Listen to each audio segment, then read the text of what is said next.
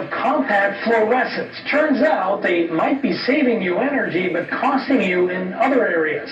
Here's environment columnist Gina Carney. CFLs, or these curly light bulbs, have become the symbol of the green revolution. But they might not be such a bright idea. First of all, they contain mercury, which can make them dangerous if they break, and they're difficult to recycle. But now studies show that there may be even bigger consequences to your health.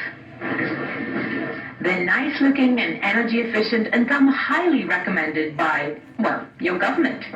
But they might be making you sick because CFLs produce what's called dirty electricity. I Skyped with an expert in the field, Professor Magda Harris, to find out exactly what this means. Clean electricity is a smooth sine wave that just goes up and down 60 times a second. And when you have dirty electricity, you have these spikes that right on top of it. And these are high-frequency transients. And we know that they affect electronic equipment, and we're learning that they also have effects on humans.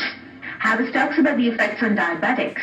We can take a person who has a certain level of blood sugar, put them into an environment where they're exposed to dirty electricity or radio frequencies, and their blood sugar will begin to climb. We can then move them into a clean environment, and their blood sugar will begin to fall. So we can turn it on and off just like a light switch. We've worked with people who have multiple sclerosis, and when they're in a dirty environment, their neurological symptoms are bad, and when they're in a clean environment, they improve. Harris also mentioned one study in a school in Wisconsin. And one of the things they found with the students is that when they cleaned up the power quality in the school, they improved power quality. They found that 37 of the students who had asthma and required inhalers on a daily basis stopped using them. They stopped using them in the home and in the school environment, but they still needed to use them in the home environment. Let's go to my house now, where Tom Nader, an EMF or electromagnetic frequencies expert, is helping me do an experiment. We want to see how much CFLs change the EMF field in my home. We start with a base reading. This is when nothing but the fridge is running. Then we try an incandescent bulb. No change. Ditto a halogen bulb. Now a CFL.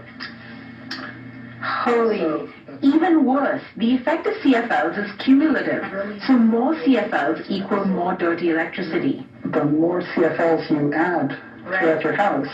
In a typical home, I counted in my home, I've got 50 light bulbs, right? And if I replace them all...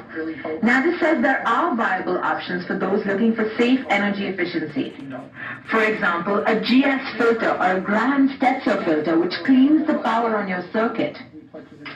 Or... So this is an LED bulb. It doesn't produce dirty electricity.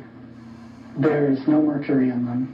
Plus, they're the most energy-efficient bulbs on the market, and they last longer than your average CFL. I've posted more information on my blog, including some of Dr. Harris's research. Log on to cbc.ca/Montreal at 6 and look for the Be Green link. And I want to know, would you still buy and use compact fluorescent light bulbs, or will you bring them to a recycling center? Leave me a comment or call 514-597-5626.